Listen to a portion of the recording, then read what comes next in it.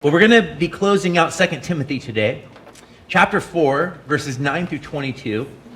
Paul's closing of this letter, like many of his letters, it includes a list of names, and it can be challenging to preach. In fact, as I was studying for this message all week, I'm like, I don't know really what to say about this text. And then God kind of spoke something, he showed me something in this text that I think is really helpful. Really, I think he gives us insight into kind of three things that are essential for us as a church, and that is the reality of community in verses 9 through 15, the foundation of community in verses 16 through 18, and then the necessity of community in verses 19 through 22. And I think it's a great way for us to close this powerful letter. CNN on Tuesday released a really troubling article in which they said that suicidal thoughts and attempts among 5 to 17-year-olds have doubled in the last decade.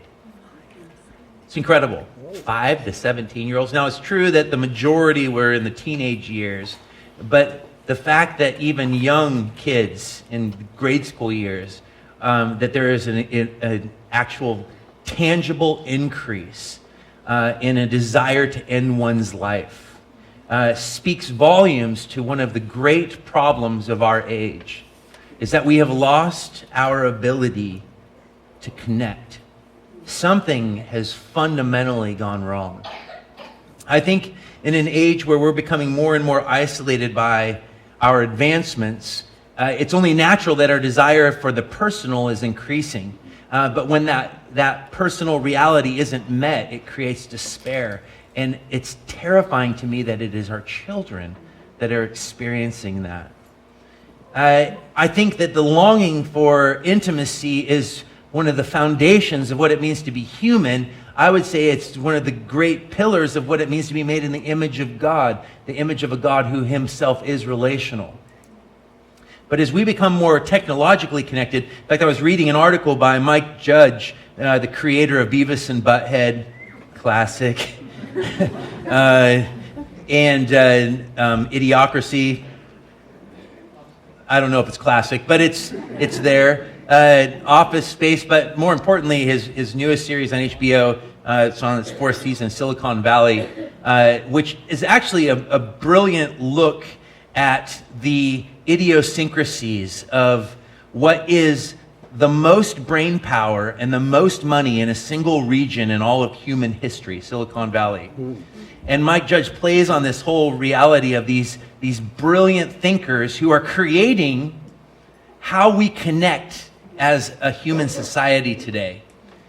And these people that have these brilliant minds that are what he portrays, probably an exaggeration or a caricature, is that Silicon Valley is basically ran by people who are socially inept and socially immature, maintaining this sort of juvenile reality, creating apps that are pointless and fruitless, but they're also the ones that are developing the very ways that you and I connect today. It's not surprising that despair increases with advancement, because every advancement that we make on a serious note as a society, something has lost in tangible, static relationships. We're becoming more incapable of engaging in normal face-to-face relationships. I mean, you think about it. As we're becoming more technologically connected through social networking, texting, blogging, tweeting, Snapchatting, all these things leave us more relationally disconnected than ever before in human history. We have more friends, but few meaningful relationships.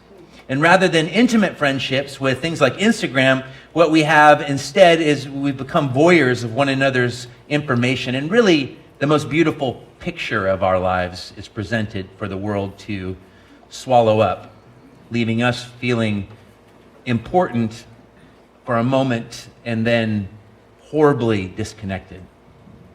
And I think lonelier than ever.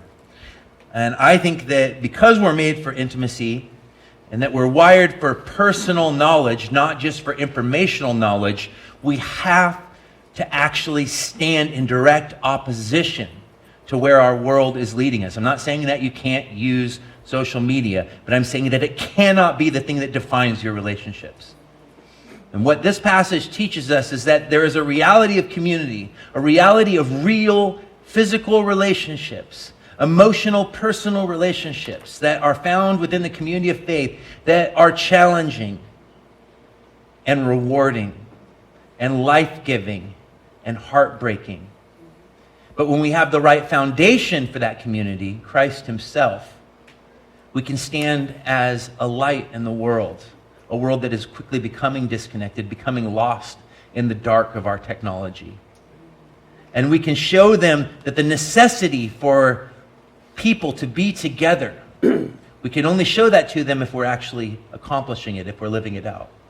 And so I want us to think about this as we're reading, because when I read that article, I was heartbroken by this fact. And I was like, okay, Lord, I think you're starting to show me what we should be looking at in this text. And I want you to look with me at verses 9 through 15, because I want us to consider the reality of community. What is a real community? What do real relationships look like? And this is the reality of community right here. Do your best to come to me soon, Paul writes. Here's a man who is, in his final words, written to his young spiritual son, Timothy, is locked up in prison, awaiting his own execution. And he shows us the reality of community in these next few verses. He says, Timothy, do your best to come to me soon. He shows us the human's heart desire to connect. He says, for Demas, in love with this present world, has deserted me and gone to Thessalonica. Crescens has gone to Galatia, Titus to Dalmatia. Luke alone is with me. Get Mark and bring him with you, for he is very useful to me for ministry. Tychicus I have sent to Ephesus. When you come, bring the cloak. That literally, he's cold in prison. He needs more clothing. That I left with Carpus at Troas. Also the books. He's lonely, he's bored. He's a man who wants to be in the Word. He's probably looking for his Hebrew scriptures. And above all, the parchments, what that means, probably his papers of Roman citizenship. Alexander the coppersmith did me great harm. The Lord will repay him according to his deeds. He shows us the dangers of coppersmiths here. I had said in the last service, I'm like, none of us probably know a coppersmith. I'm like, wait a minute, we're in Portland. There's probably like 5 of you sitting out there. You're like, coppersmiths are not bad people. The Lord will repay him according to his deeds. Beware of him yourself, for he strongly opposed our message. I think that there's something really profound about this little section of Scripture, because it actually shows us different kinds of realities when it comes to community, different kinds of relationships. There's, first of all, relationships that are lost. This is a heartbreaking reality. What does he say about Demas? For Demas, in love with this present world, has deserted me and gone to Thessalonica. Now, when we read these letters, we often forget that these names actually appear in other letters, and that might give us some insight into who these people are. Demas is actually mentioned 2 other times, once in Colossians and then again in Philemon. But in Philemon, chapter 1, verse 24, it says, and so do Mark, Aristarchus, Demas, and Luke, my fellow workers. So this Demas, probably the same Demas, had to have been an incredible heartbreak for Paul. He says of relationships that are lost, and this is the reality of community. I'm trying to give us a picture that to enter into community, truly enter into it, to give ourselves to Christ and to give ourselves away to his people and to the world around us, means that we cannot avoid the risk of heartbreak. We need to understand that. I said, 8 years of this church, there has been much to celebrate. There's been many victories, but there has also been incredible heartbreak of lost relationships, of people that I love dearly who have walked away from Christ, who have denounced their faith. People who have walked away embittered by the church because they blame the church for their life circumstances. People who have been hurt by other people in the church because there was backbiting. There's all sorts of reasons why heartbreak can enter in, but we can't avoid it, because to be human and to truly be in relationship with other human beings means that we will be hurt. It's unavoidable. You can live your life on a computer pretending you have 500 friends, but you will not find any sort of real, tangible meaning for existence apart from real interaction with another human soul. But to open your heart up to real interaction with another human soul means that you are opening yourself up to the risk of heartbreak. And that is a fact. And here we have a man who, it says of Demas, it says, in love with this present world. It says, if anyone loves the world, then the love of the Father is not in them. For all that is in the world, the lust of the flesh, the lust of the eyes, and the pride of life are not of the Father. And I think that this reality of Demas as a man who started well and is ending poorly is terrifying to me because I have personally seen it firsthand. You're like, well, maybe he wasn't saved to begin with. How can we say that? We don't know that. I've seen people that I have baptized who have been involved, engaged, giving their lives fully and thoroughly to the church, engaged in the community, excited about their relationship with Jesus, and have something go south. There was one young man that I loved dearly. I knew him long before I started Door of Hope, who came to Door of Hope. He was agnostic when he came. His faith got revitalized. He got excited. He got engaged. He worked with me in music. He got married. And then his marriage fell apart. He left his wife. He completely abandoned his faith. And it broke my heart. It broke my heart because it hurt me, but it broke my heart for him. It broke my heart for his marriage. And it happens.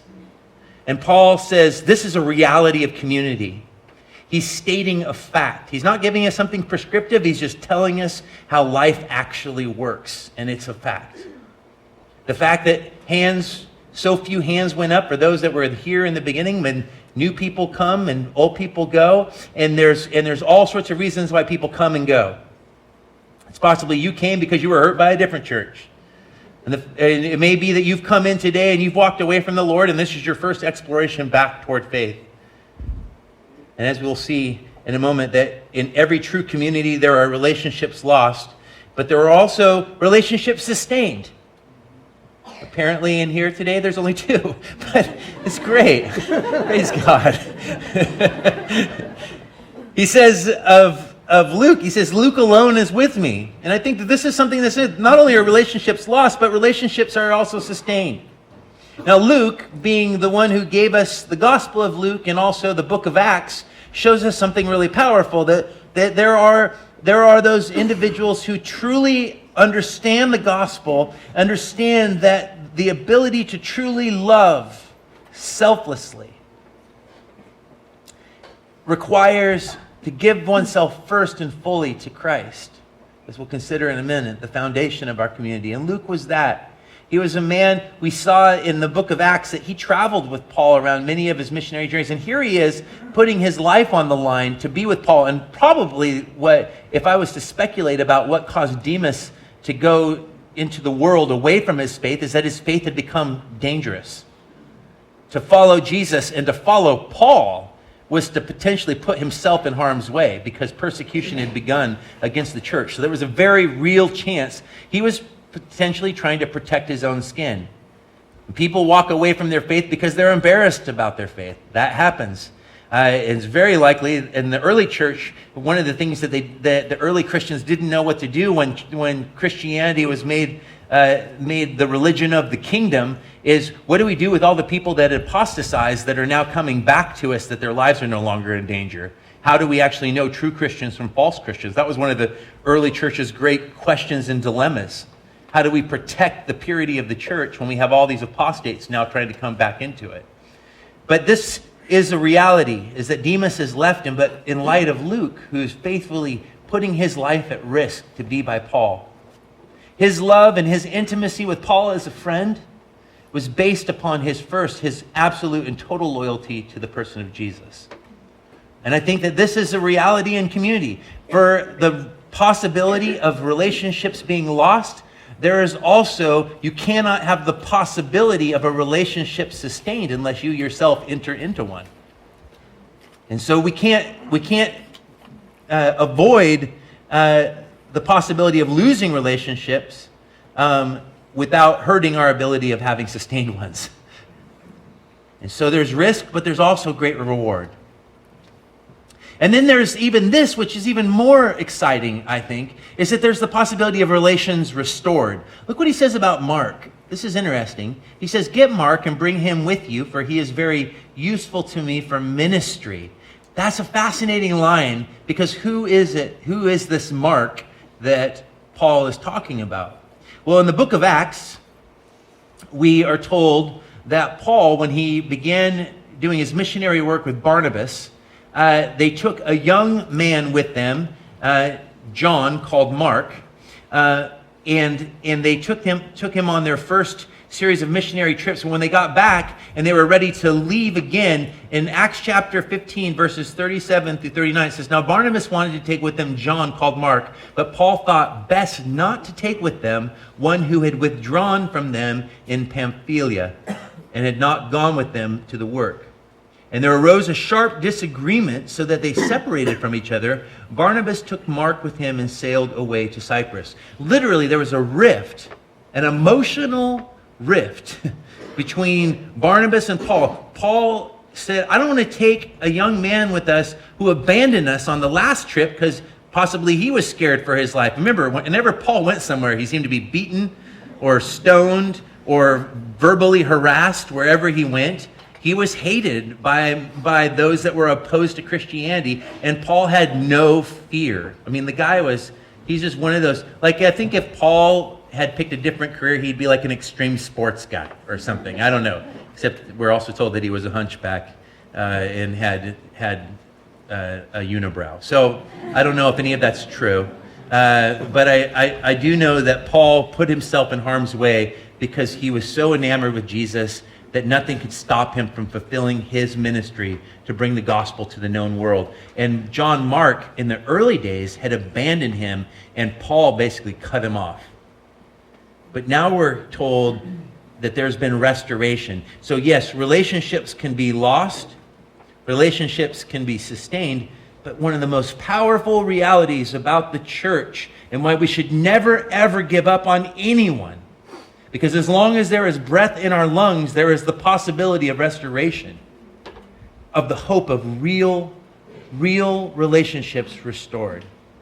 My friend who left his wife and left the faith, I pray for him all the time. I believe that God had his hooks too deeply into his heart for him to abandon it permanently.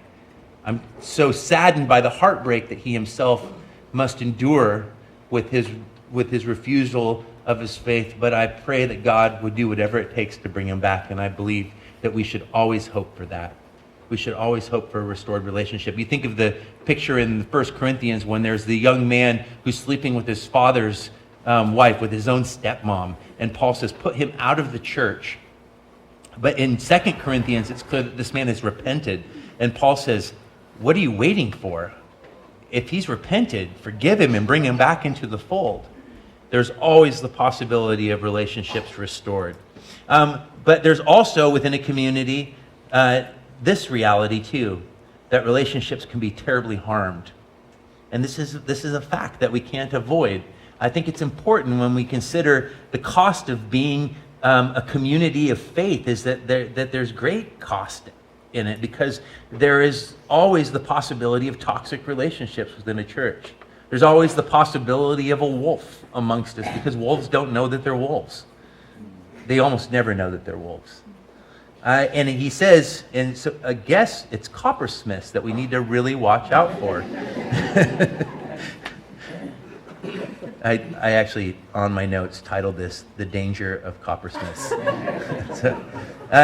What does he say? He says, "He has done me great harm, Alexander the coppersmith. The Lord will repay him according to his deeds." Notice how Paul even deals with that reality within the community. Do we go out and do we attack Alexander the coppersmith? He says, no, the Lord will deal with it. Beware of him.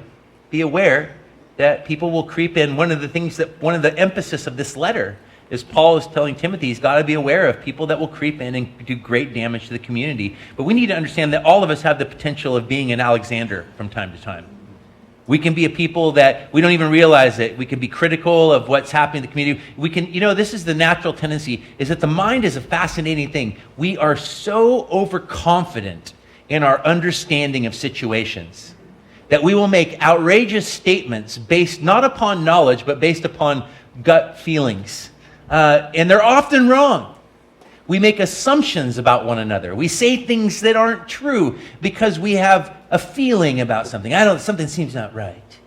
I get letters like that from the church where people don't understand decisions that are made. They don't know the details of it. They don't know the relational ins and outs, but then they become critical of what they assume might be happening, and then they start spreading it around to others, and before you know it, you're a coppersmith. This is the reality that we must deal with within the church. And what I want you to see here is that all of these facets exist in the church at any given time.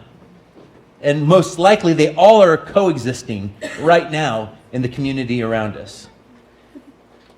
But that doesn't mean that we're to be without community. I just think we need to have our eyes open that still this reality is better than a life without community. And this reality stands in direct opposition to what's happening in our world right now, where people are so disconnected, so lonely, so broken. What the world needs to see is not the church perfectly loving each other where we don't ever have conflict. What the world needs to see is a church that's mature enough to understand these various realities and continue to love in spite of them. That's what the world needs to see.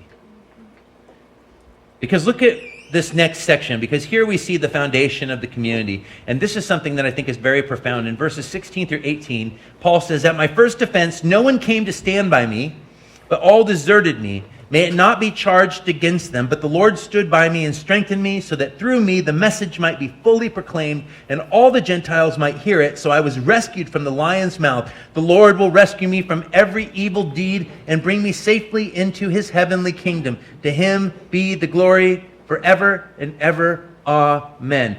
Look at that first line. "At my first offense, no one came to stand by me, but all deserted me." We should cherish, you guys, the community, because you never know when it might be taken from you.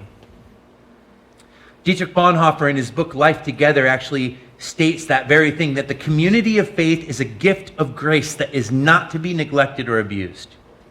And he says, because you do not know when that community might be taken from you. And that came from a man who was arrested by the Nazi regime and ultimately hung by the Nazis, who found his community blown up by the war and lost it. And he says, we have to consider its sacredness, because at any moment we could lose it. And I've seen that. I've seen people who have been taken away from their community of faith, from Door of Hope, who they were invested and they were taken away for work purposes or sick family, to go be with their family, and not able to find a church for a long time, and just saying, like, I didn't give my time and my energy to the church the way I should have. I didn't realize what I had until it was taken from me. And I think that this is an important thing. But look what Paul shows us. This is the powerful thing, is that, but all deserted me, may it not be charged against them, but the Lord stood by me. We can't endure the loss of the community, nor can we enter truly into it without the right foundation. And I think that this is important, because Paul's loss of community is directly connected to the foundation by which we enter into community. He wouldn't be in the situation that he was in had he not been a witness to the gospel of Jesus Christ. Friendship with Jesus is the foundation of all true community. But friendship with Jesus, it may be the greatest privilege that we have, but it is also extremely costly. Christianity was never meant to be safe. For true friendship with Christ puts us at odds with the world. I think that friendship with Jesus is costly because it is full identification with him. That's why in Mark chapter 8, verse 35, it says, "For whoever desires to save his life will lose it, but whoever loses his life for my sake and the gospel will save it." That's why Bonhoeffer in Cost of Discipleship said, Christ bids a man come and die. I've been reading the Cost of Discipleship over this last week. I'm almost done with it. And it is so profound. I'm reading another book by a pastor that's alive today. It's so funny to compare the genius of Bonhoeffer against any current Christian writer, and you realize, man, we need some more Bonhoeffers. Just in prose alone, we need more Bonhoeffers. But the power of this book is, like, I haven't read a book in a long time where it's like every chapter I just put it down and I'm like, Lord, am I saved? I don't know if I'm saved. I just want to pray and repent. And one of the things that he has is he talks about the cross and the disciple and the cross. And he says this, because Paul here is experiencing the crucible of the cross, of what it means to be a man who has lived his life for the gospel of Christ. And he is fully getting a taste of what it means to pick up his cross and follow after him. Community has essentially been stripped away from him. He is awaiting his own execution. He will be beheaded at the hands of Nero. And he says, but the Lord stood by me and strengthened me.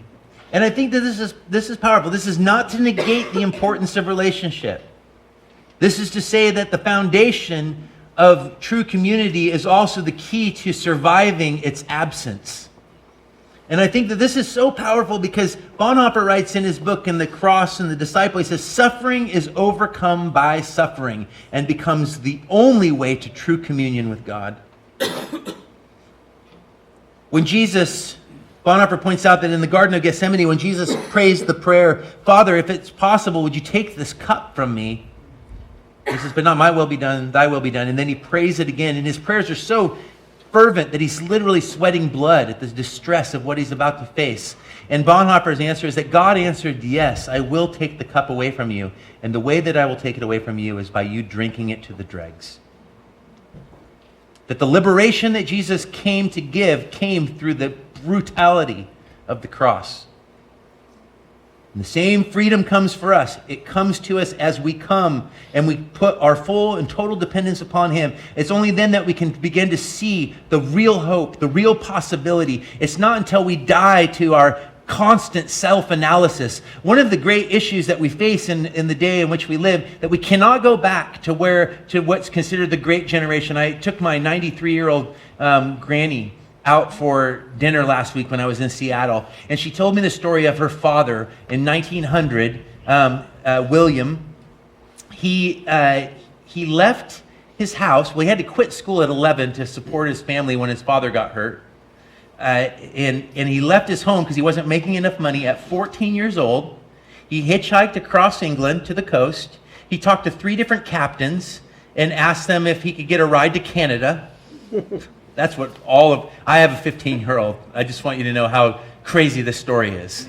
Because I have a 15-year-old that can't find his socks. And the captain's like, can you work? Can you work hard? I can work very hard, sir. Okay.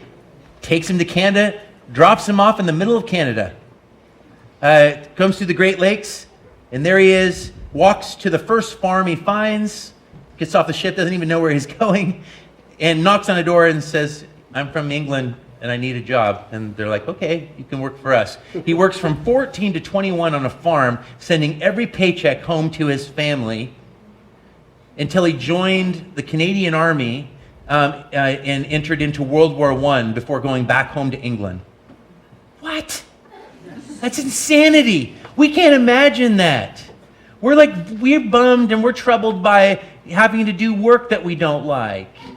We're obsessed with our analysis of our own emotional well-being and the bondage of our childhood and how can we break free from the sins of our parents and all of these things. And not that those things don't matter, but I can promise you that my great-grandfather, he didn't even have time to think about those things.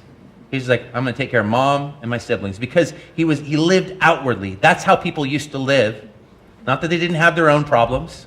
I'm not wishing that kind of that sort of intense life, because you also didn't live very long. But even maybe we live too long. Maybe that's part of the problem. We just have too much time to think about our own navels. And I think that this is the case. I mean, I was talking with Evan, and he was telling me how Brett, his wife, hates all the personality tests. Have you taken those I've done them all. I'm done the DISC test. I've done the Myers-Briggs test. I've done the Enneagram test. I've probably done some other crazy thing. I know what and what do we utilize those things as? We utilize them all as excuses for bad behavior. Even more importantly, as Brett said, we really just utilize them as a means of talking about ourselves more than we already do.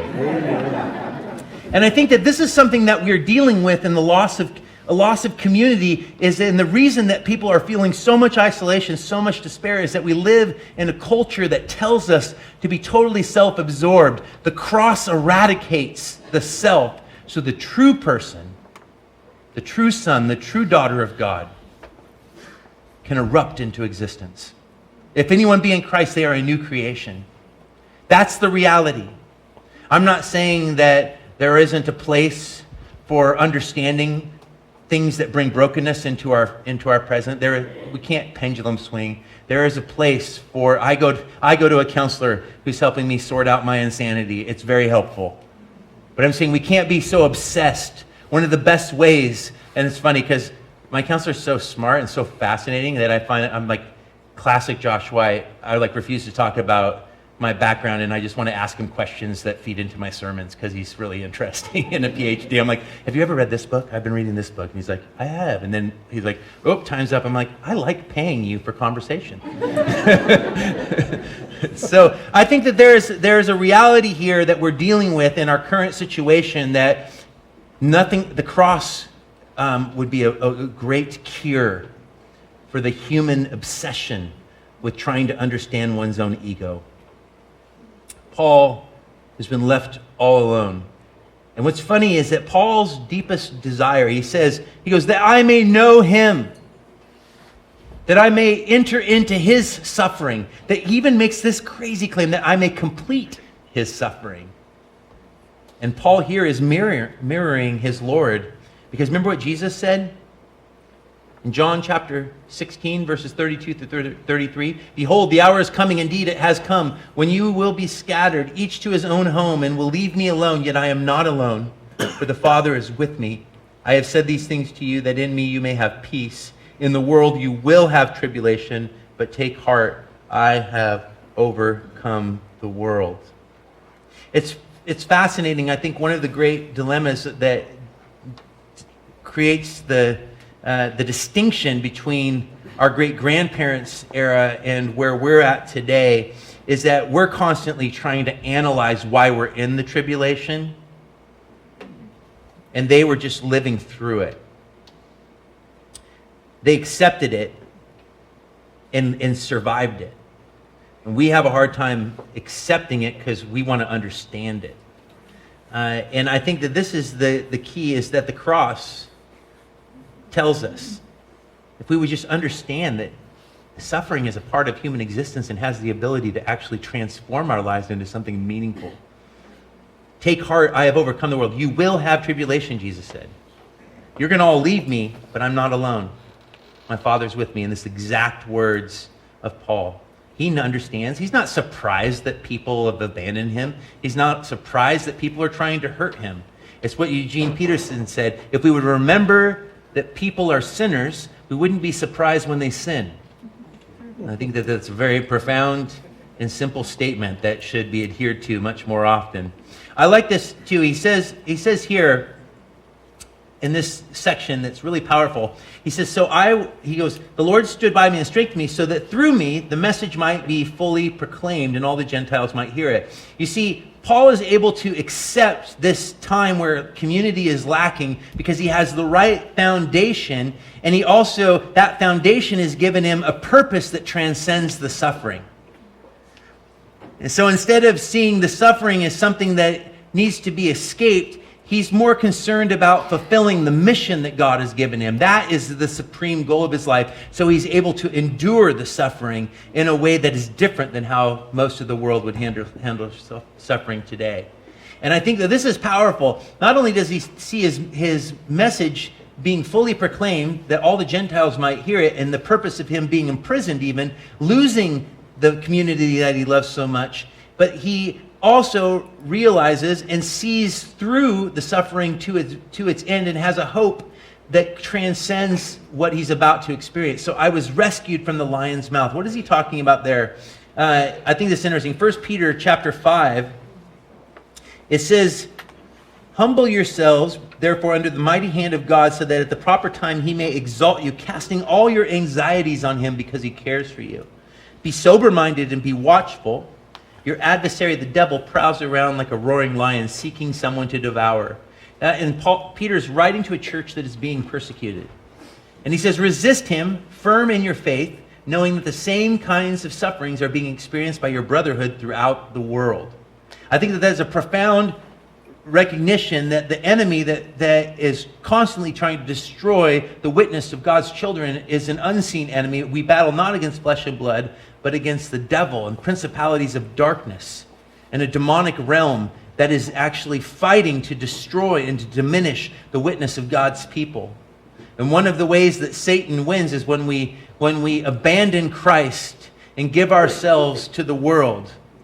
Satan, though, has nothing in Christ, and Paul recognizes that. Look what he says. This is so powerful. He says, I was rescued from the lion's mouth. The Lord will rescue me from every evil deed. What a powerful thing to say when he is imprisoned. He sees what's happening to him as that which cannot rob him of what God's mission is. So he doesn't see rescue as escape from jail. He sees rescue as something that protects him from abandoning or diminishing his witness to his king. And that means that he sees death not as the final word, but as the servant of the child of God. For death, for us, ushers us into more life. So profound. So he says, from every evil deed, and will bring me safely into his kingdom. For Paul is beheading. The beheading is only a guarantee of something even better. Well, kind of anything's better than beheading, really. But I think that the point is well made. That Paul doesn't see life the same way. He's not looking at it through the same lens. He isn't looking for ultimate meaning in what this life gives, but how do I make this life have ultimate meaning in eternity? And I think that this is important, because as we bind ourselves to Jesus, he sets us free and brings us into a deeper understanding. This is why he said, you will know the truth, and the truth will set you free. And it takes Christ's Spirit in us for us to be truly together. And this is why he closes this beautiful letter with verses 19 through 22. Greet Prisca and Aquila. Look at it. He just moves away from any further talk of himself. He's on the verge of being put to death, and he wants to just make sure that we understand the necessity of community. Though he has had community taken from him, and though he has found a total foundation in Jesus, and though he recognizes that he's not alone, that does not diminish what he sees as the importance of human relationships. And he wants to make sure that the people that he loves knows that he loves them. And he says, greet Prisca and Aquila and the household of Onesiphorus. Erastus remained at Corinth, and I left Trophimus, who was ill at Miletus. Do your best to come before winter. Once again, just a plea. He longs to see Timothy. Yes, he has Jesus as his foundation. Yes, Jesus has stood with him. But the two key ingredients, the two commands that Jesus gives is the most important. Love God with all your heart, soul, mind, and strength, and what? Love your neighbor as yourself. Who is your neighbor? Anyone that's next to you at any given time. And here Paul declares that what God says in Genesis chapter 2, verse 18, it is not good that man should be alone. And he says, Eubulus sends greetings to you, as do Pudens and Linus and Claudia and all the brothers. The Lord be with your spirit. Grace be with you. It takes Christ's Spirit in us, as I said, for us to be truly together. And Paul's final word to Timothy and to the community that he wants to know, that he cares about, that he loves, he says, the Lord's Spirit be with you. And I think that this is so essential for us to understand, that Jesus was alone so that we could be complete in him. And that our completeness in him should give us the courage to enter into the risk of community. And that we can't be the community that we're called to be apart from God's Spirit within us. For we all have the same Spirit, and that Spirit uniquely gifts us to fulfill the ministry of the church. We need to understand that it was Jesus who cried out with a loud voice, my God, why have you forsaken me? That the gospel at the center of our existence means that he was forsaken so that we would not have to be. The message that we bring to the world is only as good as our ability to live it out realistically together. Jesus said, they will know you're my disciples by your love for one another. We can't preach a gospel if we do not have a tangible community. We can't expect that the Door of Hope Facebook page is going to bring people in. What we can expect is that this community, filled with living men and living women and living children, has the ability to do something radical that the world is dying to see tangibly played out, and that is self-giving love. This is what the gospel is about. This is the heart cry of Paul, as he wants to see Timothy succeed as a pastor of a community of faith that is meant to be a reflection of Jesus. When Jesus says to the church, you are the light of the world, he doesn't say, you must be. He says that is what we are. And if we aren't, then we're not the church. He says, you are the salt of the earth. He doesn't say this is something that you should be. He said, if you're indeed the church, that is what you will be. And so I'd ask, are we reflecting the light of Christ? Because the light of Christ is revealed in how well we love. Do you love God with all your heart, soul, mind, and strength? And do you love his people? May we be a church that recognizes the realities of community, the foundation of it, and its necessity. Amen?